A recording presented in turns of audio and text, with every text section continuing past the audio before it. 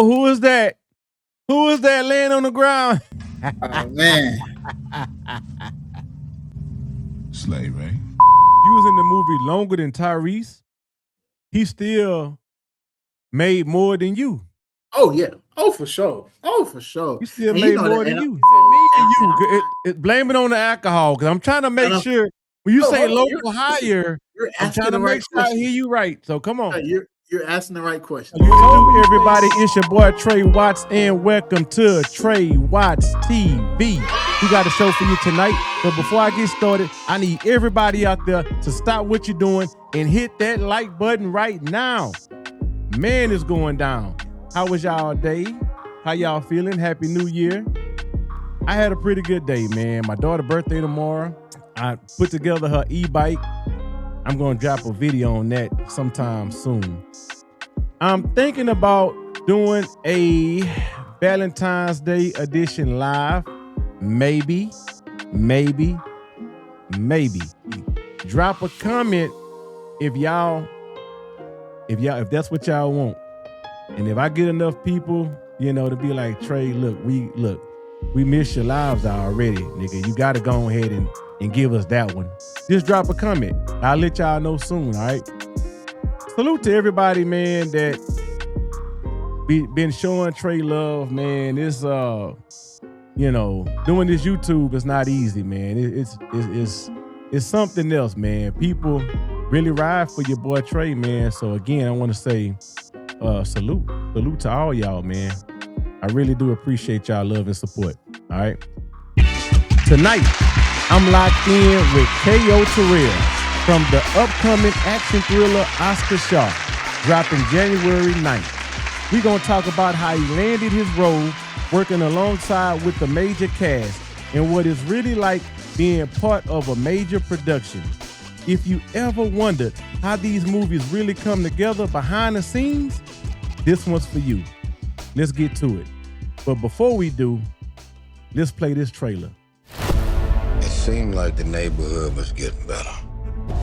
Out the blue, just made a turn for the worse. These kids these days, bro. I ain't afraid to say it, they got me shook. They call themselves PSK, Parkside Killers. Kid named Tron is the boss. Put your gun down, get out of my stores. Did we make that much of a difference as a cops? I'd like to think so. But some of us got a raw deal. Would it kill you to have a drink with your former officers? There's some bad blood between them. 2 better days.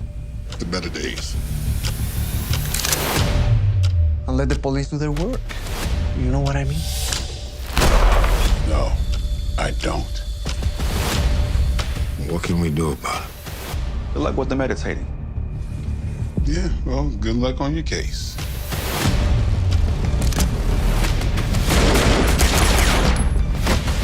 He's running out of places to hide.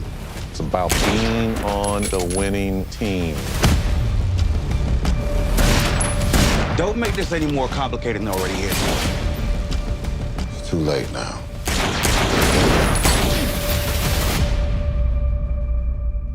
Ladies and gentlemen, put y'all hands together for Kayo Terrell. Hey man, bless, living. Look, before we get started, I want to say thank you for taking the time out your busy schedule, man, to be here with me, man, doing this interview. I really, really do appreciate it. Yeah, no, I appreciate you. This people don't know this is my first interview, so. Wow, this is your first interview? Yep. Wow. You got the KO's first interview, man. So it's Thank gonna be legendary in the future. Thank you. I really do appreciate it. I really do. Growing up, did you ever see yourself in movies or TV, or was acting not even on your radar yet? Man, crazy thing about it, I probably would say since the age of like 3, I didn't necessarily know what acting was, but I just used to watch a lot of TV. I was a TV kid. I always wanted to be on TV. I used to watch The Temptations, 5 Heartbeats constantly. And I just knew, I was like, I want to do that. I didn't know what they was doing, but I wanted to do that. Yeah. So do you remember the moment when you realized I'm really good at this acting? I'm gonna be honest with you, Trey. I don't think I had that moment. I just Are you know that serious? yeah, how the best way I can put this is I just know that this is something I've always wanted to do. I've been doing it for a long time, and I just can't stop. I just can't stop. Can't stop. Yeah, yeah. Can't stop. So let's talk about the grind years. Auditions, rejections, waiting on emails. What was that season really like for you? And the crazy thing is, you talk about the grind years. I'm still in the grind years. As an actor, you're never really working unless you're working. So you're always on the grind for that next job or, that next whatever. And I think the toughest part during that is knowing that it has nothing to do with you, right? Whether you're Okay. waiting on an audition or you're waiting on a booking, it has nothing to do with you. Sometimes there aren't any roles that fit your type, or there's things can be very limited, and you'll drive yourself insane trying to wonder, what am I doing wrong? Is it something I can do better? And honestly, what they say is find a hobby. Find something that you love outside of acting, because they say acting can't be your whole world, can't be your whole life. And Wow. to be honest, that's something I'm still working on. I haven't really found a hobby. I used to do YouTube at one point, but then YouTube turned into how acting turned into. So I dialed back from YouTube because that became unfun for me. So I'm still working. I think I know what I need to do. It's just Okay. about figuring out how to execute it. You had roles in shows like Hulu's Tell Me Lies and HBO Max Rap Shit. What were those experiences like in your early career, and what did you learn from them? So Rap Shit was actually the very first professional role that I booked. That actually allowed me to become SAG eligible. For those who don't know, SAG stands for Screen Actors Guild. And Yeah. that was produced by Issa Rae, and it was loosely based on the rap group City Girls. Right. Rap Shit was loosely based on like their life, and that was my first ever booking. It ain't nothing too crazy or spectacular, you know what I'm saying, but it's mine. For the day it is, at least. It's mine. But my favorite part? I still stay at home with my aunts, and I don't pay no bills, so I can't touch like the thermostat change the temperature. I can have this bitch right here as cold as I want it to, and I like it cold. For the day, this is my home. Like for these next few hours that I'm here on set, this is my home. And honestly, dog, I'm just happy to be here. So I auditioned for that role, and it was a non-speaking co-star, which I didn't know that was a thing. I thought that was just the extra background. Wait. A non-speaking co-star? Non-speaking co-star. Wow, I never heard that. I didn't need it to that first time. And Wow. and I was my agent I was with at the time. I got that audition, and the scene was, if anyone goes to watch it, it was Rap Shit. I think it was the first season 1, episode 4, titled Something for the Clubs. I still get residual checks for that episode, by the way. Wow. It was called Something for the Clubs, and in my audition tape, they wanted me to, basically the scene was this woman had hooked up with a basketball player. Okay. And I was a part of his entourage. And basically I was like Uber Eats for him, but I came to a nightclub, I brought a Plan B pill and a bottle of water because he had just hooked up with her the night before. And in the audition tape, they was like, you hand her the Plan B pill, you hand her the bottle of water, you pull out your phone and you record to make sure she, to show him that she took it. And it was crazy because I had done a lot of auditions, like with dialogue and words. And for a non-speaking co-star to be my first one, it was the best. They flew me to Miami. I was out there for Well, I think I was out there for about 3 or 4 days. I was on set for 2 days. Okay. I got paid the SAG rate, which is at that time, I think that might have been like 10.15, which is like $1,015 a day. Wow. And they paid for my hotel, paid for my flight, flew me Wow. out there. It was amazing. It was amazing.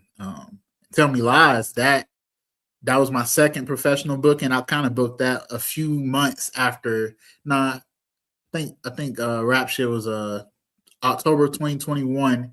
Tell Me Lies was summer of 2022, and that was a one word, and that experience was pretty dope. We shot that in Atlanta, so I didn't have to go anywhere. I was able to stay at home, and that experience was cool. At that time, I think the rate was still the same because the rate goes up every 2 years. And if any actors who really know are watching, my bad for getting that wrong. But I think it's every 2 to 3 years the rate goes up. But that was an official SAG project as well. And I got paid about $1,000 for one day. And really, I wasn't even there for the whole day. I think I might have only been there for maybe 6 hours. I left probably like right after lunch. So I got $1,000 in like 6 hours. Nice. Yeah, That's real good. I only had one word. I only said one word. And if you go and watch that episode, season 1, episode 10, I don't remember the title of the episode, season 1, episode 10 on Hulu. I said one word, and if you blink, you'll miss me. Wow. Okay. Well, you got paid. You got paid. I got paid, and I still get residuals for that. Drop the gun, bitch. You drop it. I'll put more holes in that old motherfucking den you. Wait, hold up. And why didn't you tell me these motherfuckers was coming, man? I did. I got to it first, Chuck. Oh, fuck. Well, I'll see you got me. I want to smoke these dumbass niggas. You behind all this? Yeah, well, Travis here is kind of my nephew. It's Tron, not fucking Travis. Did you kill Ray J? Tell He was going to us snitch on all. about that audition clip. Yeah, so that was the audition for Oscar Shaw, and got that from my agent. This was back in, I would say, late February of 2025.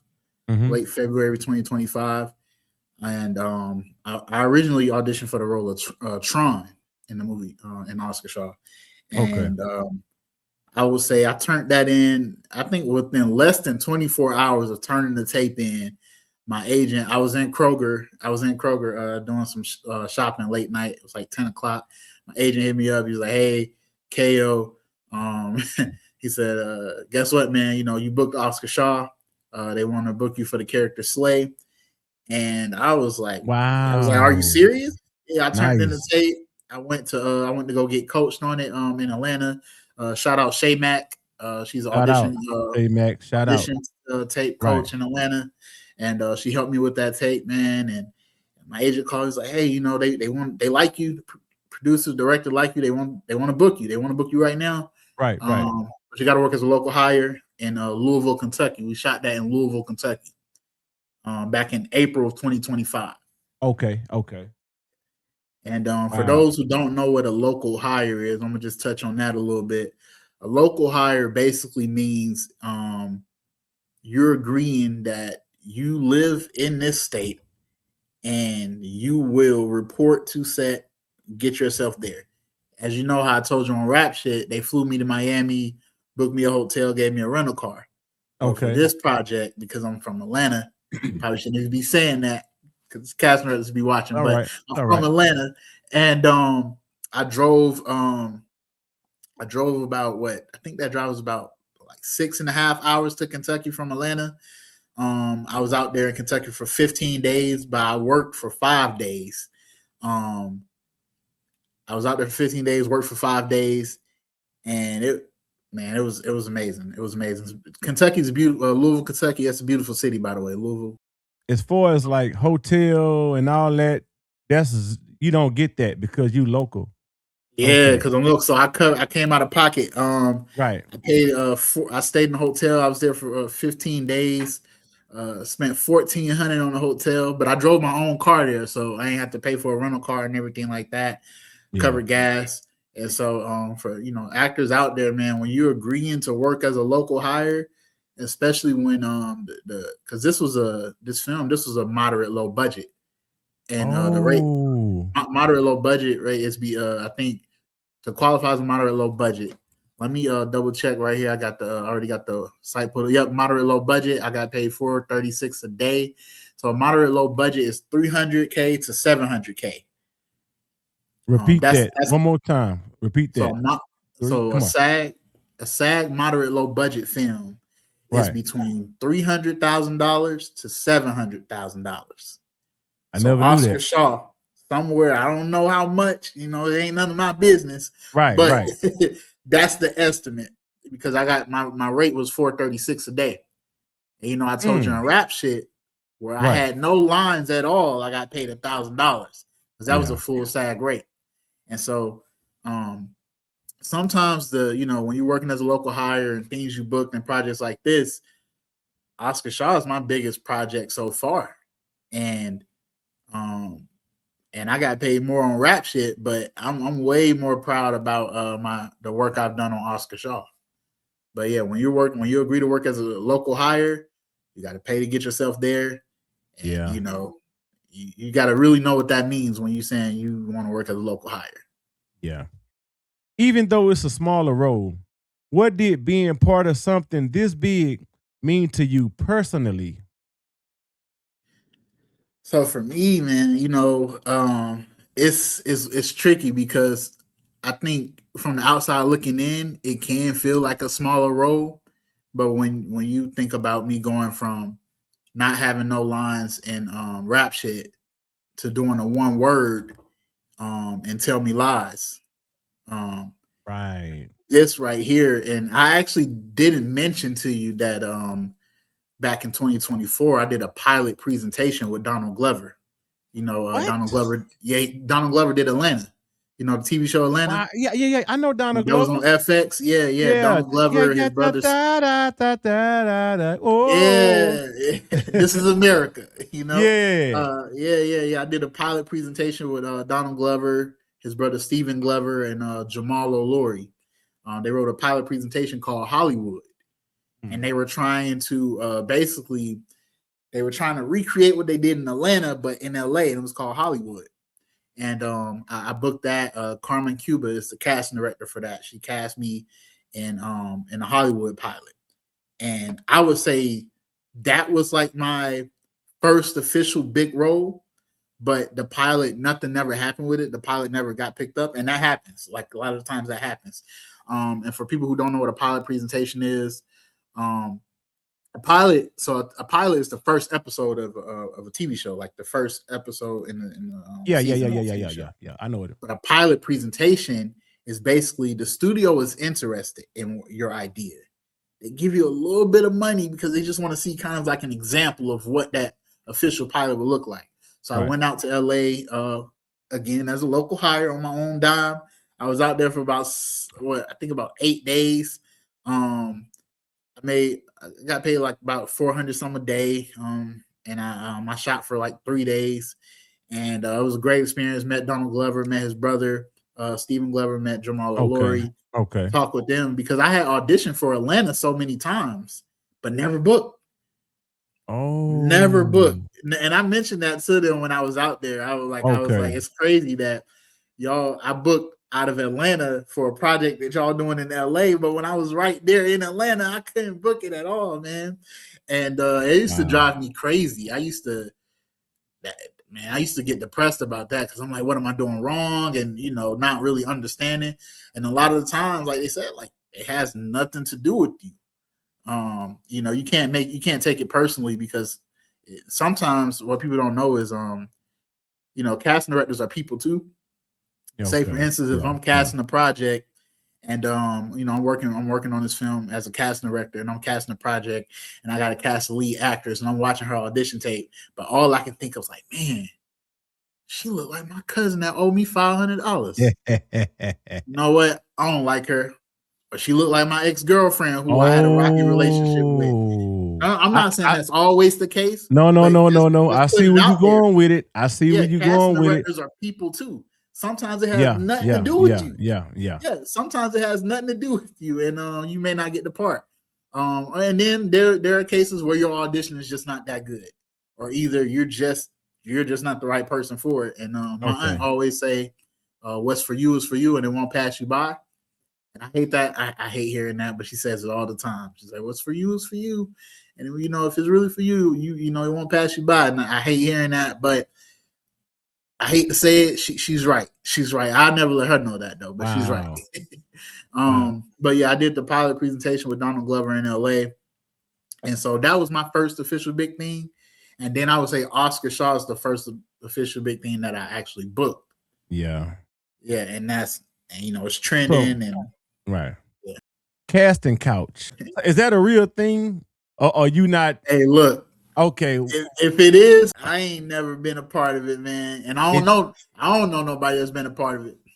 But okay. I will say what I will say to like any aspiring actors out there, any new actors who trying to get your foot in the door or whatever. Mm-hmm. If there's never a reason why a director, producer, anybody need to meet with you at 2 a.m. at their house or at a hotel or at this, because especially since we're in 2026. What me and you doing right now? Video call, yeah. You can do that. We can FaceTime. Like, what's so important that we can't talk if it's at 2 a.m. and you can't hit my phone up about it and we can't FaceTime? I don't want to do it. Or we can't meet in public somewhere at a coffee shop. It's not for me. That role ain't for me. That connection, I don't want the connections that bad. When your screen time is limited, how do you make sure every second counts? So, you can't really. Here's what someone told me. The audition that we saw earlier. Right. Excuse me. That is the only time, and it depends on the director, but that is the only time you're going to actually be able to act. Because when you get on set, there's somebody telling you how to act. Ooh. There's somebody directing the scene, telling you exactly what they need. Maybe they want you to, maybe they want your pitch to be up higher, or maybe, no. You think the character is angry in this scene, but really he's not angry. He's just he's confused or he's frustrated. Angry and frustrated is a different thing.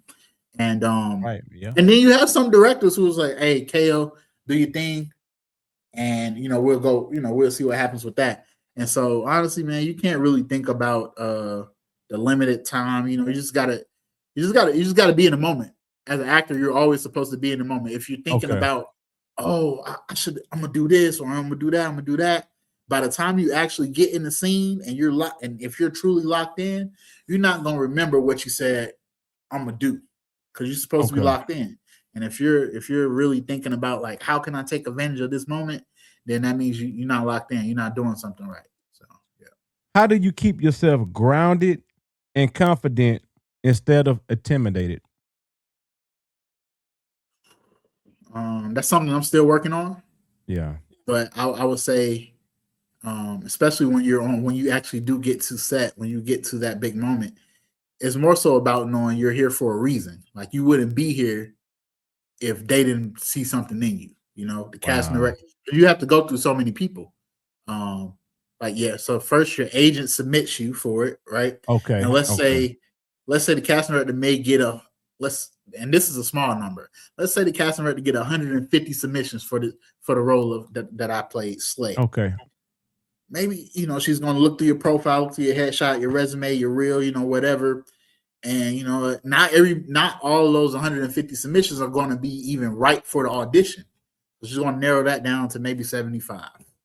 Okay. She's going to have 75 people audition. That's still a lot, though. 75. Still a lot, but I'm on the outside looking in. I don't know. Come on. That's a lot, because I'm casting my own project, but that's a lot right now. Okay. And even 75 is I just gave a small number. Really the numbers being like the thousands, the eight, like when the size of the role goes up. But let's say it drops down to 75. You got some people who are gonna send their tape in late. If the deadline is Friday, let's say I'm deadline Friday. You got some people gonna send it in Monday.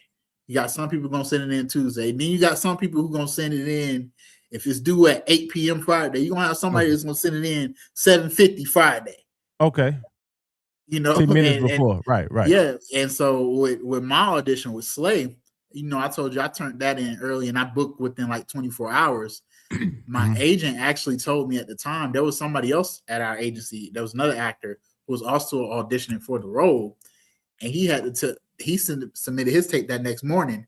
He told him like, "Hey, Caston just booked one of my other actors for this project last night.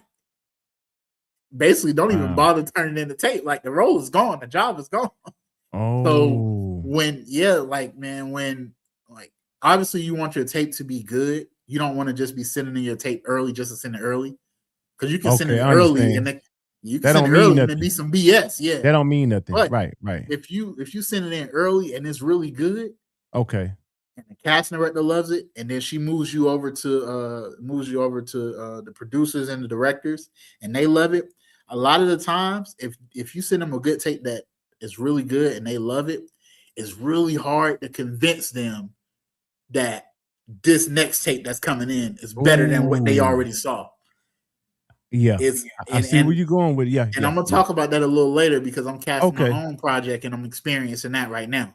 Okay. I'm operating as a casting director, but yeah, so you have to you like I said, you just have to know that you're there for a reason. Um and that's how you remain confident. And it's something I'm still working on. Like I know all this stuff, but it's easy. It's one of those things where it's easier said than done, you know? Okay. Like this is advice I would give to a new actor. But really, in reality, when I'm on set, man, I'm like, dang, was that take good? Did I Look. do all right? And I'm getting out of the point to where I only believe that it was good when I hear other people say, "Hey, KO, that was a great take." KO, this is you can't look for that validation because when you're on set, there's a lot going on. There's not always going to be somebody to say after every take, "Hey, great job." It's sometimes it's going to be like, Oh. "Okay, moving on." Yeah, And that keep it don't mean moving. you did bad. Right. They just Right. got what they needed. And it's time to And move just on. go. Yeah, keep moving. Right. Yeah, yeah. And so that's the confidence thing has to come from within self. And a lot of times that goes way beyond acting. What kind of roles do you feel like you're ready for now? Man, I'm gonna be honest, man. I definitely feel like I can lead in a movie. Ooh. Wow. I definitely feel like I can lead in the movie. I'm gonna have that possibility really soon if all the funding falls through from this other project that I'm supposed to be working on this summer. Okay. But if they get all the proper funding and everything, I would definitely be it's an ensemble, so I would be like the third lead in the movie, but it's Right. a step up to being number one on the call sheet. So um I don't know if y'all know about being number one on the call sheet, but there's a great documentary on it on Apple TV.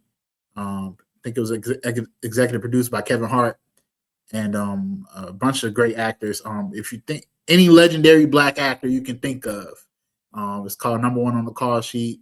Yeah. I suggest everybody, whether you're an actor or not, go watch that. It's on Apple TV. But every actor really wants to be that number one on the call sheet. That means you're the lead on set. You're Michael Jai White of Oscar Shaw, basically. You the Michael Jai highest White was paid? I'm just asking, right? If you the as number far as one, like so as far as this movie, no, but typically yes. If you're number one on the call sheet, you're the highest paid. Yes, yes. Typically you're the highest paid, but it's so much more that comes with being the number one and okay. working on Oscar Shaw and seeing how Michael Jai White operated as number one on the call sheet, Okay. how he treated people, from whether you were acting in the scene with him or if you was like cleaning up the sets or providing him his meal or whatever. Just seeing how he treated everybody. He took pictures with people when he was probably, you gotta understand, if you've seen the movie, he's in a suit majority of the movie. Or if he's not in a suit, he's in some hot jacket. And I'm watching him in between takes. He's stopping to take a picture with everybody. He's smiling, and even when he probably didn't want to take no picture, but he stood there. He took the pictures. When it was time to eat, man, he could have went back to his trailer, but no, he sat at the table with everybody. He waited in line. He didn't cut line. He waited in line, and to me, Wow. just watching him that I was like, whenever I'm number one on the call sheet, that's how I want to be. Like I want somebody to talk about me how I'm talking about him right now, man. He's a great guy. Wow. If you ever meet him, it was great sharing the screen with him. Great. Yeah, I watch a lot of his interviews on Vlad TV, and he seemed like a humble guy. Yeah, He seemed it's like a humble guy, man, and a great humble actor. I think too. he on. My wife watched Family Business. I think he on Family Business too. Yeah. I think that's the Yeah. name of this series. But anyway,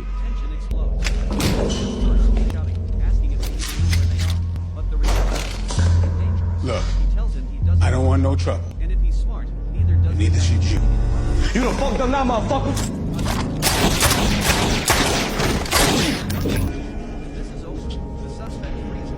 Slave? Slave, right? What'd your mama name you? First question is simple. What's your name? Andrew. Then comes the Andrew? question. Did you kill Ray? Did you kill Ray Jackson? He keeps shaking his head. Didn't kill him. insisting it wasn't Jackson. Who did? Jackson didn't kill him. Not him. So if it wasn't Jackson. Where's the rest of your crew? Andrew starts begging. Cook, calling them Cook, do you hear it? over and over again. Slay was a good dude, man. yeah, yeah. He was just trying to make a way. He got caught up with the wrong crowd. That's Look, that's how I see salute to Slay, you, man. That's some great acting. How many takes on that for you? How many takes?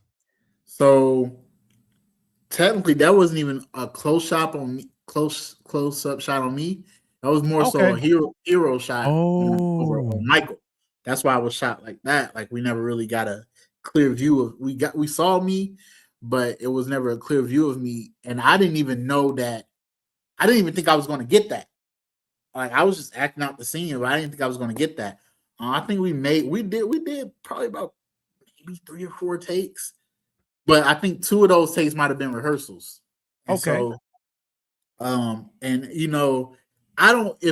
appreciate you said it was great acting because I don't care what anybody say. If someone has something bad to say about that scene, we were doing rehearsal. Yeah. Mike, and we were going through it. And when Michael said, he's like, that was some pretty good acting right there. I was like, I'm doing okay. Right. And again, but that's, obviously the validation from coming from someone like Michael is great. Yeah. But eventually you want to get to a point to where even though it's Michael saying that, right, you still know you did great. I understand. Yeah. And so, but hearing him say that, man, I was like, okay, I'm good. Yeah, I'm good. And I think that was my second night shooting. That was a long shoot night. We got there at 4 p.m. the day of. I don't remember the actual day, but we got there 4 p.m. the day, and then we didn't wrap till like 5 a.m. that next morning. And I remember they caught me sleeping on set, man, and I'm in the back sleeping because I'm tired, and I think that was a long day as well because I was constantly in and out of wardrobe. Like I was changing out of the same clothes over and over because we got to get this scene. So I'm changing into a different outfit. Oh, but we got to go back to this scene and this shot with Michael. So I'm got to change back into that. And then it's like, oh, wait. We got to get you to change again. And it was very frustrating and annoying. That's probably my least favorite part of acting is the constant wardrobe changing.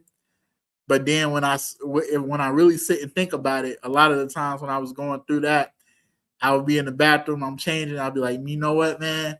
It could be a lot worse. I can be back home delivering Amazon packages right now. Let me change these clothes. So yeah, man. I had a great time on set, man, working with Michael, watching him interact with everybody and just really understanding and learning what it's like to be a lead on the set. So shouts out to Michael Jai White for that, man. And he probably don't know that I was watching him operate on set like that, but just let him know, put it out there that just keep doing what you're doing, man. You're inspiring other actors and you got people looking up to you. So right. Salute. For people who are still in the grind phase, what do you think they need to hear right now? Man, if you're in the grind phase right now, man, I would say number one, is I know some people gonna disagree with me on this, but it takes a lot of luck. A lot of luck. I know people say, you pray and God and faith and hard work, God, faith, all of that. But I believe it takes a lot of luck, right? You gotta, it's the right role, the right time, the right casting director to notice, the right director. You got maybe you have the right look. Yep. And I like I said, I don't know why the director looked at my tape and was like, okay, he auditioned for Tron, but man, I think he would go great for Slay. I don't know why to this day. He showed me that when he sent me a still shot of my audition. He was like, it was right there in your eyes. I saw something in your eyes, man. Right. He's like, I don't know your background. I don't know where you come from. I don't know if you da da da. And I'm like, I said, I ain't nothing, I wear glasses and freaking like goofy design shirts. I'm not in the streets. I ain't toting no guns. Like that's nothing like me, and it's acting. But yeah, I would say, man, it takes a lot of luck, and but you do got to work hard. You got to take classes, man. I think the issue a lot of actors have, like people who want to start acting, the first thing they want to know is, how do I get an agent? How do I get in the movie? How do I get in this commercial? Or how do I, get in the acting class? The first thing you need to do before you think about trying to get an agent, before you even take some headshots, get into an acting class. Because when you get into that acting class, you're going to learn way more about the business other than just acting. You're going to learn about, from your peers. You're going to learn about agents and, managers or whatever, and who to go to get some proper headshots, and how to put together a good actor's resume, or how to put together a reel. I did several student films, several short films, a lot of free stuff before I was able to share the screen with Michael and Tyrese. Right. And everybody's journey is different. Okay. Everybody's journey is different. There's some actors who, for instance, I don't know if you've seen Bel Air. Jabari Banks. Wait. Look, for those that haven't seen Bel Air, you missing out. No, you good. No, I was saying that because I was saying everybody's journey is different, right?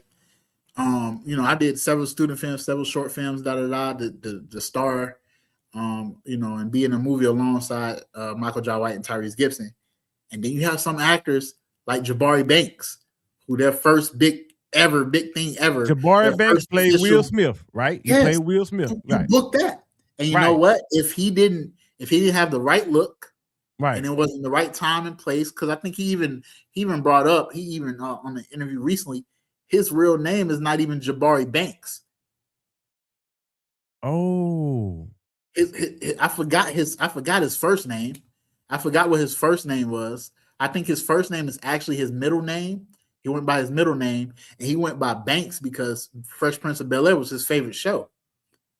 And so it's one of those things where all the stars align. I heard him say that. I think I heard him say on the interview. Yeah, all the stars just align for him. And I would say, I'm sure he worked hard and everything to, like, during that audition to get the role, but you got to put out there that there was a little bit of luck involved. Okay. Looking like Will Smith a little bit. And just have, the Banks in the last name, just certain things lined up for him. Oh, okay. And I think a lot of the issue is, like, a lot of new actors, and you'll look at that and you think that's going to be you. Not saying it can't be you. Okay. But that's not the norm. Not everybody's finna book a series regular just off bat, be a lead in the show like that. Some people's journeys look like mine.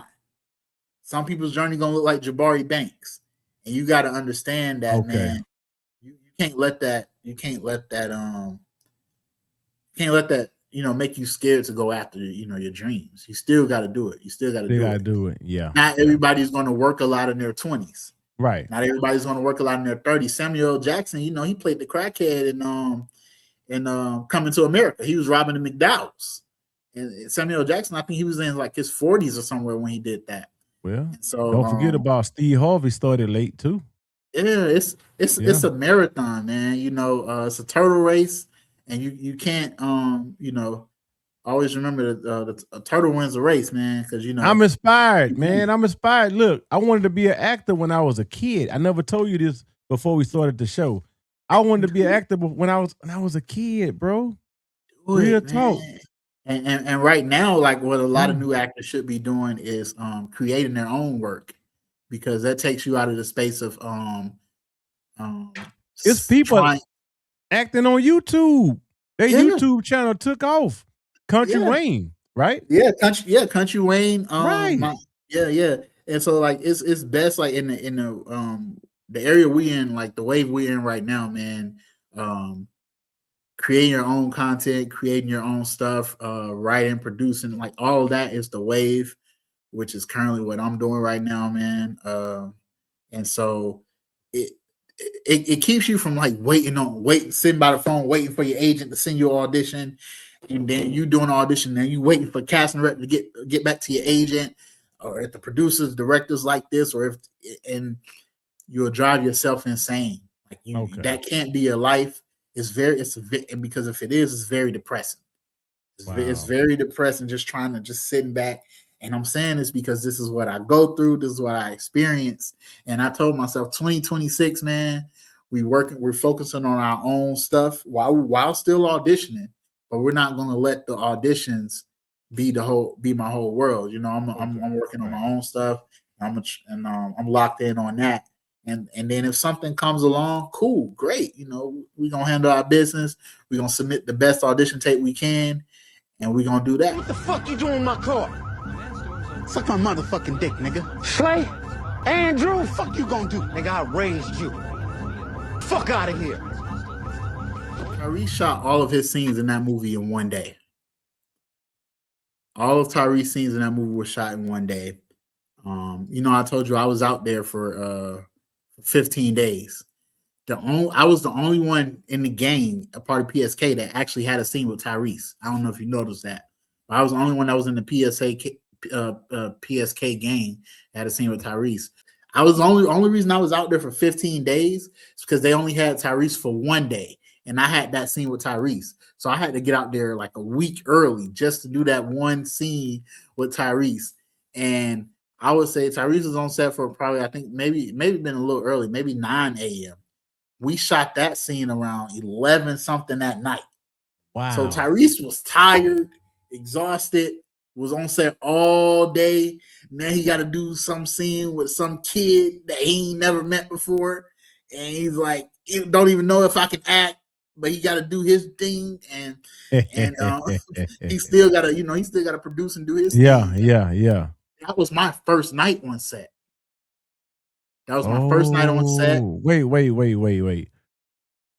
That was your first night on set. Now the this clips, movie, yeah. But the clips before that was filmed after. Yeah, I didn't tell you. Yeah, so a lot of the times in movies and TV shows, but right. I know for a fact in movies they film out of sequence. Oh, I honestly can't explain why. I don't know why that is. That's confusing to me. They film out of sequence. They film out of, so all of wow. So we shot that scene. That was my first scene. That was my first night on set. Was with Tyrese.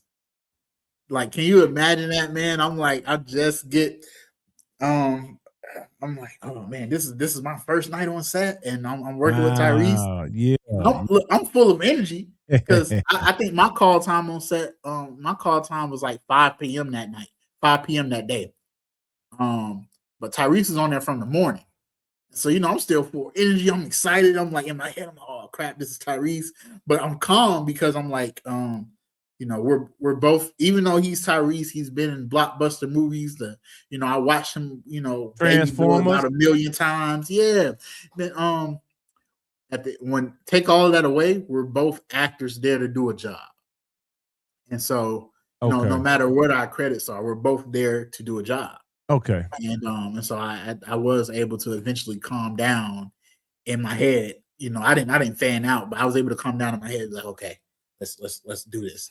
But that was a difficult shot. That was a difficult shooting night for me because, like I said, Tyrese was there all morning, and then by the time he shot with me, it was like 11 something that night. So I was on set. I got on set like around like 5 or 6 p.m. and then we didn't shoot till like 11:30 at night. And so we're trying to get this shot. They're trying to get all the shots in the right angles and things like that. And in the scene right there where I run off, I kept anticipating. I wasn't in the moment. Like I knew that I was supposed to run.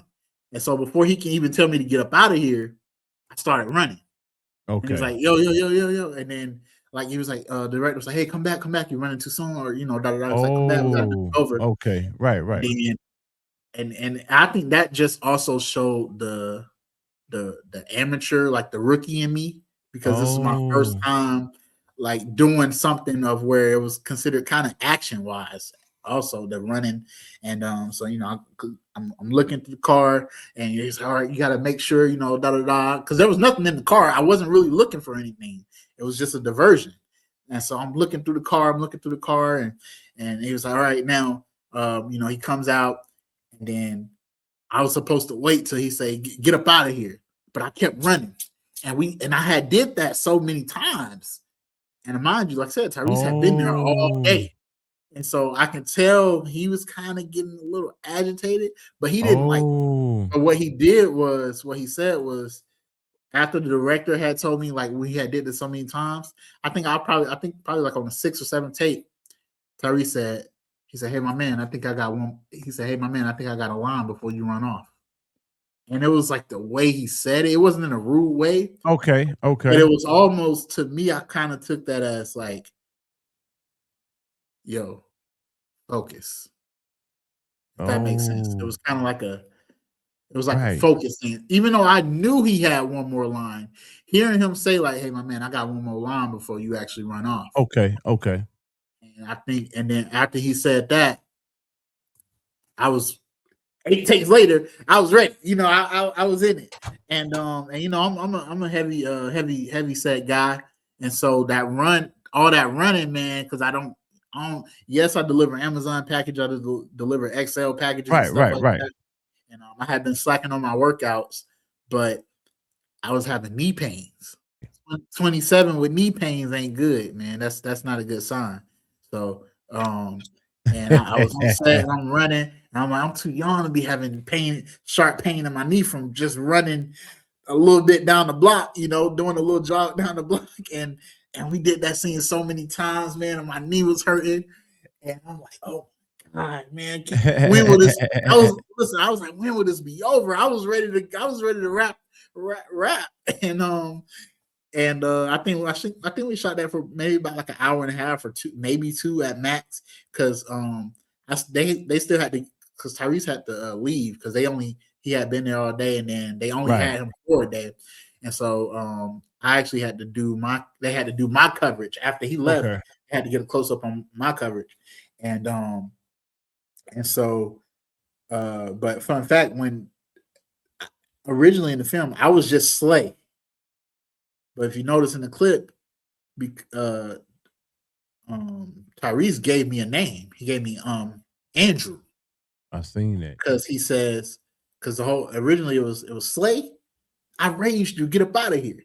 So he was like, Slay, Andrew, that I feel like for me, that gave my character life. I like that. I raised you. Right. Slay wasn't always like this. Tyrese knew that. That's why I feel like that's the only reason he didn't actually shoot. And for one, he wasn't really trying to shoot me. He was just trying to, scare me off a little bit. And so when Michael Jai White, when I did that scene with him, and Michael Jai White did the whole, what your mama named you? If to my knowledge, I could be wrong. I don't think that was in the script. When he was like, what your mama named you? And me knowing Tyrese gave me the name Andrew in that scene, I was like, Andrew. Yeah. I was like, and I told the director that, and he said, that's the power of working with some great actors, man. And so working with Tyrese, that was really cool, man. My dad was proud about that scene because he said, "Man, I remember watching the Coca-Cola commercials with Tyrese in it, man. Back in the on day, the I would have bus, never." on the bus, Yeah, on he the said, "I bus. would have never thought I would have had a Yeah. son that would be in a movie with Tyrese, man. That's so Tyrese, cool." yeah. And Tyrese was on Martin too. yeah, he said, "I would have never thought I would have a son with have a son that's in a movie with Tyrese." And Tyrese, right? he was so happy about that, man. And like I said, I learned more from Michael because I was on set with him a lot more. And by the time he shot with me, he was tired. It was only, like I said, it was late. It was cold outside a little because by that time it was like nighttime and it's still in April, so it was getting cold. Messing up and da da da. But I would say after that night, I was more confident in my takes. Like I was like, okay, I got that out the way. Let's kill it these next 4 days. And I like to think that I did a pretty good job, man. This film will always hold a special place in my heart. Shout out to the writer, Don Roth. Okay. Don Roth wrote Oscar Shaw. Don Roth also has plans to do 2 more Oscar Shaw movies if the producers decide to jump on board. He has 2 more Oscar Shaw movies ready that he wants to do. So shouts out to him. I'm gonna definitely make sure he see this clip, man. Don Roth, without him, none of this would have been possible. Without him writing a great script, because it starts with him. It starts with him, right, sitting down, writing however he does it, whether it's at a laptop or whatever. How it starts with him, man. Shouts out to him, lots of love to him, and this film will always hold a special place in my heart, man. And I just, hey, spoiler alert, you was in the movie longer than Tyrese was. I was. Ain't gonna lie, I was. Pop your collar.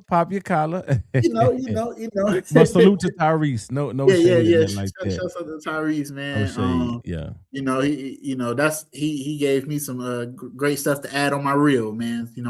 My manager gonna be real happy when he see this. So my agent and both my agent and my manager are gonna be really happy when they see this, man. And like I said, I can't say enough good things about this. What was your reaction when you realized what project this actually was? Man, so after I did the audition, and my agent called me when I was in Kroger, and he told me about it. And I'm reading the email that the casting director had forwarded to him. He forwarded to me, and I see it says film in Louisville, Kentucky, starring Michael Jai White, Tyrese. I said, what? Man, I was like, I'm zooming in on the email, man. I'm like, ain't no way I'm in a movie, And I told my family, which they'd be like, oh, they'd be like, keep things a secret, but everybody know you're gonna tell your family. Book, what I'm saying? I book Marvel tomorrow. I signed an NDA. I'm gonna go tell my mama. Already. But yeah, man, I was shocked. And when I got there and we started filming, I'm gonna be honest. I didn't really know what this film was gonna be like. I would be lying if I said, man, I knew it was gonna be trending on TikTok, and when I went to work, people were gonna be saying, I had no idea what this movie was gonna be like, and it's still not even out yet. And lots of people are talking about it. So that's right. No, I honestly didn't. I knew what working with Tyrese and Michael Jai White would be like would be for me career wise, but I did not know what this movie would do. No.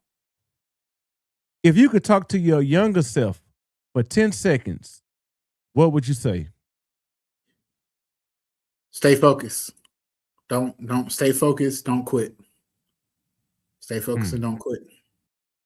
When your story gets told one day, what do you hope people understand about your journey? Honestly, I want to be known as the guy that just never gave up. Like the guy that just never stopped. Like he knew what he wanted and he didn't stop going for it.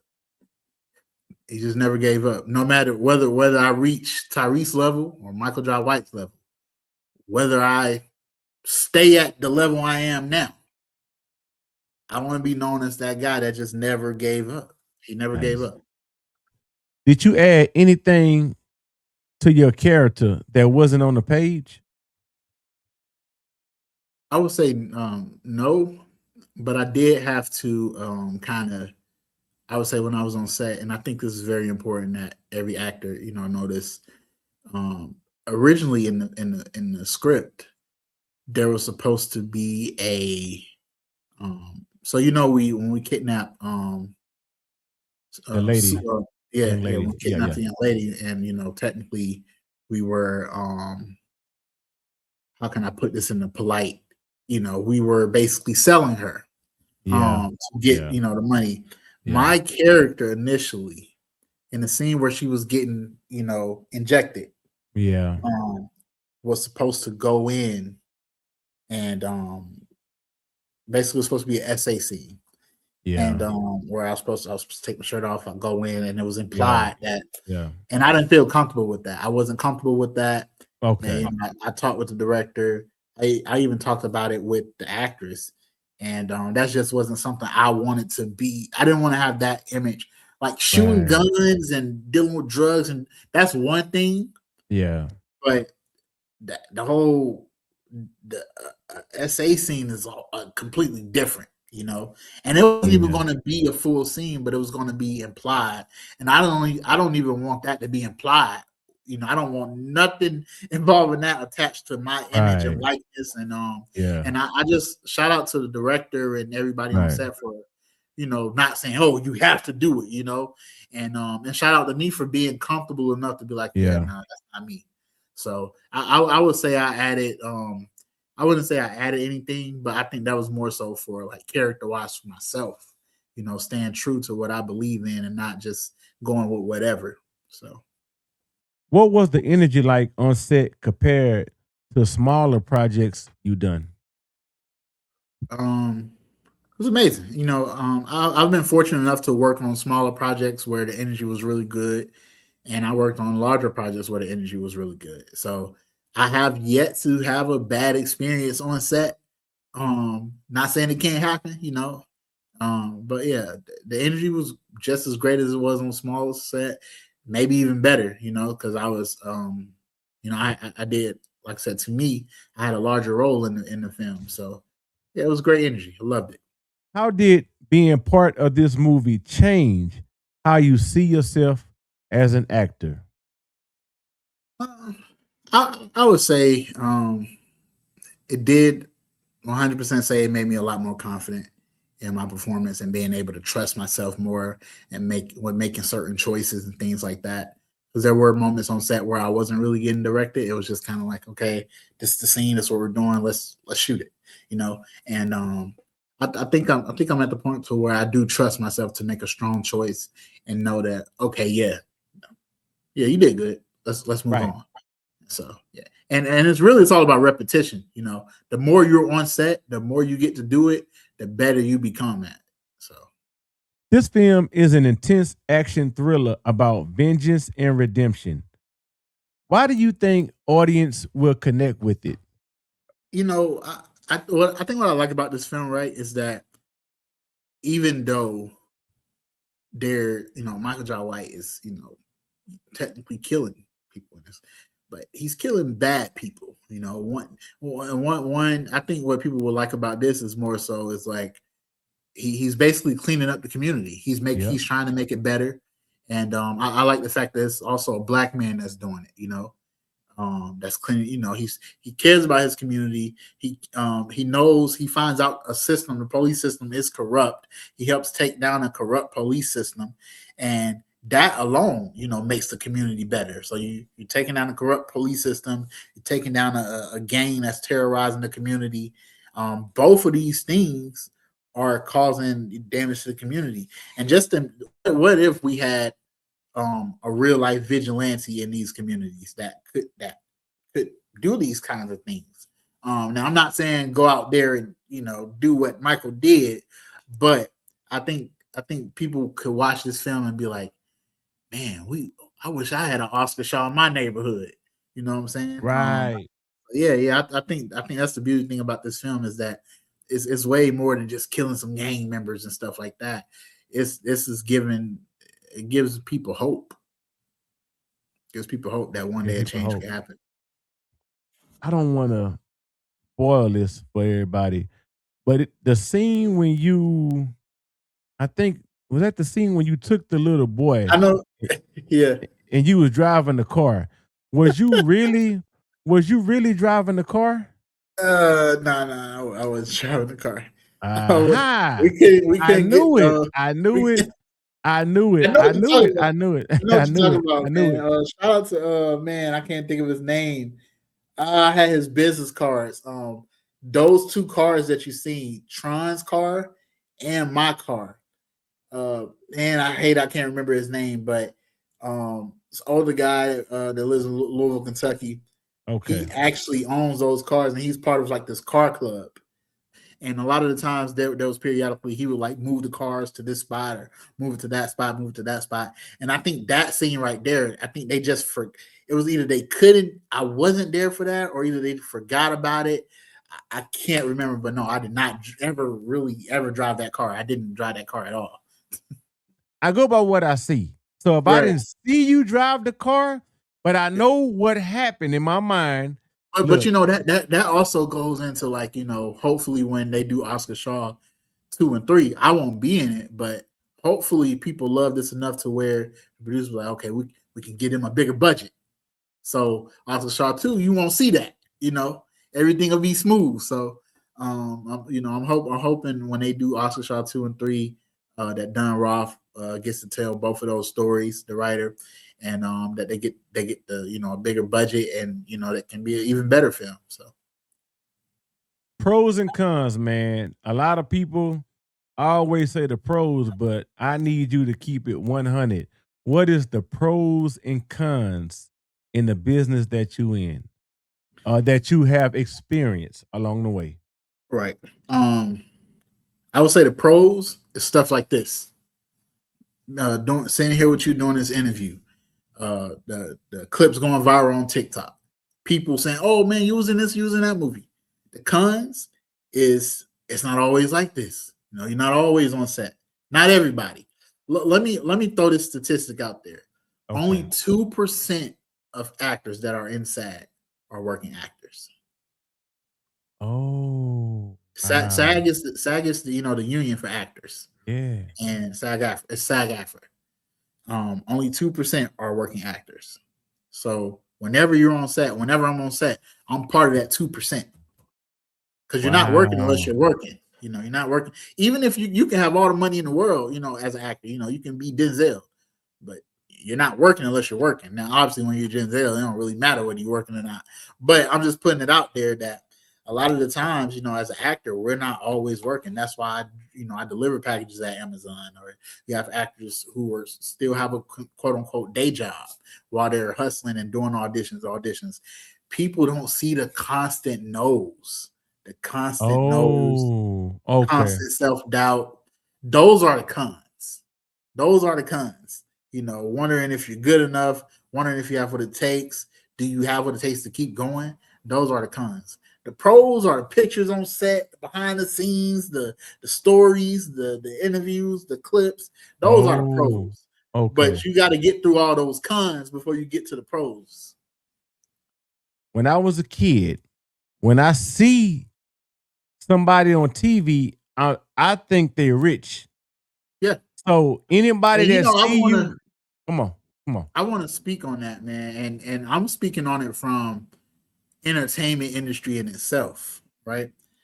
Because I got a homie that does music, and I was telling him about this, man. In entertainment, whether you're acting, music, whatever, we were so as kids, especially I feel like a false image of what this is, what this life is, what the life of being an artist, an actor, an entertainer is. Do you have ones that are super rich and super successful? Yeah, but those are the 1%. Majority of actors and entertainers and musicians are like me. They have a 9-to-5 job, they have a day job, and they're perfecting their craft to try to get to that 1%. And I think as kids, you know, Like I think what really hit for me was when the actor strike happened about 2 years Yeah, ago. yeah. And I'm hearing like the women on cast of Orange is the New Black saying they was broke while they were filming Orange is the New Black, Yeah, and yeah. they didn't have this, didn't have that, and now that I'm actually working in the industry, and I told you, I did Oscar Shaw and I made about $436 a day, which is total up to about a little over 2K, and Yeah. I'm really seeing this, but as a kid, I'm thinking everybody's making this huge money, da da da. And then you hear the cast of Fridays do interviews, and they say, "Man, we only made 3,000 for Friday, and Friday's a cult classic." It's like everyone loves Friday, Yeah, you're right. and I think we were just sold a false image, even when it comes to musicians or just entertainers. Everybody got these jewelry, the cars, this clothes, and then you find out, oh well. Designers are giving them this to wear, wear their brand, or they're giving them these chains, they're giving them these cars, they're, stuff like that. And I think that's what it is. We were sold a false image of what being in this life really is. Not saying that some people don't actually have that, but the majority of us, we're just regular everyday people working, grinding, trying to get to that level. You was in the movie longer than Tyrese. He still made more than you. Oh yeah. Oh for sure. You still made more than you. And I'm not, and I also have to put this out because I'm not mad about what I got paid, because that's just the rate. Like when I see them coming out about Friday, like the actors, and no disrespect to those actors. Yeah. But when I see them, oh man, we only got paid for rate, and I hate seeing that, because I hate how people do Ice Cube. Like he had the power to pay them more, and that's not really what the case is. New Line Cinema was behind that movie, and Ice Cube said it in the thing. He said at the time when we did Friday, everybody signed up and paid the SAG minimum. Like my SAG minimum rate now today is a little bit higher than it was back then, but for a moderate low budget film, and then Friday, if you notice, they didn't have a lot of locations. That was a low budget film. Yeah. It was a great film, but it was a low budget film. So a classic film. Yeah, they got paid whatever the SAG minimum rate was for that film. Everybody signed up for that film. But I think the issue is that it became such a huge classic, and people think that everybody just made this big money off that film. It's like, no, that's like if Oscar Shaw was right, like 10, 20 years later, people, oh, Oscar Shaw's amazing, and they seeing me, and I come out and I do an interview, and we made 2,000 from that movie. Right. A few months ago when I got paid that 2,000, I was happy. I was happy to work on set and but the movie that I just did with Master P, that was so there's different types of low budgets. That wasn't a moderate low budget. That was just a SAG. That was a SAG. Let me be correct here. That was just a SAG low budget. So for the Master P movie that I did, I got paid about $800 some a day. Okay. And my role in that was a lot smaller than the one in Oscar Shaw, but it was a great time working on set. I don't have any scenes with Master P or Tiffany Haddish. I didn't even meet them. Sometimes you can be in a movie with people and not have even seen them. Because my storyline in that movie is still connected to theirs. I just don't have any scenes with them. But it was a great time filming that on set. Yeah. But did you see them? No, because they didn't. I shot the first week of production. Oh, my scenes were shot. I was only in New Orleans for 2 days. I was in New Orleans for 2 days. They flew you. They paid for your plane ticket. Local hire. I was a local hire. I had to get out there on my. Wait. There on my own dime. I thought local hire if you stay there. So okay. I probably shouldn't. Be saying this, but let me put that out there. Is it me or you? Blame it on the alcohol, because I'm trying to make sure when you say local hire, I'm trying to make sure I hear you right. So come on. You're asking the right question. You told me you stay in Georgia. And I know New Orleans. New Orleans is my second home. Let me make this clear. So I got family in New Orleans. So I worked in Kentucky. So I had 3 projects where I worked as a local hire. Yeah. 4 technically. So with the rap shit project, I was considered a modified local hire, which basically is like I was in that region, and so they just paid enough for me to get to Miami. Like it just worked out. Okay. Recently they got rid of like modified local hires. No one does that anymore. And so, or if they do, I haven't gotten it in a while. So the other 3 projects I did, the pilot presentation in LA, worked as a local hire. Oscar Shaw worked in Louisville, Kentucky, worked as a local hire. Motion, the project I did in New Orleans, Master P project, worked as a local hire. Okay. The true thing about local hire is a lot of times the cast and directors know, producers, directors, everybody know. Because once I get on set, I'm like, oh, where you from? I'm like, Atlanta. They don't really care as long as they don't have to pay the money to get you there. Oh. They care for on paper, I have to find an address that's like a Kentucky address, Okay. or a New Orleans, or like a Louisiana. I had to find a Louisiana address. I think my agent had helped me out with that. He just da. But I already have a plan on like my next project. Like I'm just gonna use. I don't know if you noticed, if you look your address up in the GPS, you're gonna find like 20 other street names that have your address, but it's in different states and stuff like that. Right. I already got a plan. I just put my actual address in. Then if I'm filming in Philly, let me make up an address: 310 Melview Lane, Georgia. We're gonna find a 310 Melview Lane in Philly, and so that's how you do that. So if you're an actor out there, you want to work as a local hire, find your local address, and then when you fill out your paperwork, put your actual address, so all your proper paperwork color there. The whole point is just you get set. Okay. Some people can say it's lying and deceiving, but at the end of the day, they don't care. They just don't want to have to pay the money for you to get there. Once you get there, nobody cares. So basically, you doing what you have to do to get on set. Until it's a point to where I don't have to do that no more. You know what I'm saying? Yeah. Because eventually there will come a point in time to where I don't have to, like this movie, if they get all the funding this summer, I'll be doing a movie in South Carolina where the director, he told me, they'll fly me out, they'll put me in a hotel, cover my travel and all that stuff. The pay is a lot better, and because I would be a lead in the film, and so it's different levels, man. It's different levels, and then who knows? I'll do that project, and then I may have to go back and do another local hire project. So it all depends. But Wow. yeah. It all depends. Yeah. The job you work, you said Amazon, right? I deliver packages. So they understand when you have to go, you got to go. Your supervisor understand that. I don't know a lot of people know. I work for a DSP, like a delivery service partner, because Amazon don't actually hire like actual drivers to deliver packages. So I work for a DSP, and it's like contractor. I know. Yeah, it's like contract. It works on the contracts. Yeah. So it's like a private contract. They hire private contractors. And so I work for, I ain't gonna say the actual company that I work for, but I work for a private DSP. And I'm proud to say I do work for a black man. That's a beautiful feeling. And he knows what I do. Because I show up to work on time. I do my job, and I don't cause any trouble. And whenever I say, hey, I just booked this role, I try to give them enough heads up time, but I told them some of this stuff be spared a moment. Say, hey, I just booked this role. I got da.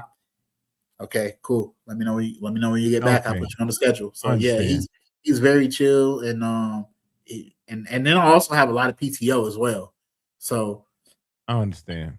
Yeah. And this is the best job. This is the best job for, because when I was at Walmart, they would have fired me. Walmart work with you. Walmart ain't going for it. Closing out. Anything you want to add or promote? Yes. So right now I'm stepping behind the camera. Well, I'm stepping behind the camera, and I'm still in front of the camera. I have this vertical drama series that I'm going to be releasing on YouTube Shorts and my Instagram, which is KO Terrell, and it's called Phil and Simone: An Awkward Love Story. I'm in a casting process right now. I'm really close to finding Simone. I have a lead actress who I'm very interested in right now. I'm still waiting on some others to send their tapes in. But step behind the camera doing that. Yeah. And I got Motion that's coming out sometime this year. I don't know when it's coming out. That's the Master P project. Ooh. And you know, I got the film. If they get all the funding in the summertime. Yeah. But yeah, I'm locked in on my vertical series, man. Because like I said, all you actors out there, you know, create your own stuff. You can't wait for, you know, Hollywood or an agent or a manager or people to give you yeses. You got to go out there and create your own yeses. And when you're creating for yourself, other people start to notice, and that's when things start to change. Well, look, man, I want to say salute to you, man, for showing your boy Trey Watts love, man. I really, really do appreciate it. And I want to wish you nothing but continued success. And when your next movie drop, I want you to remember me, man. Come back here, all right? So I want to say salute to you. Salute to you, man. Thank you for everything, man. Until we meet again, man. Salute.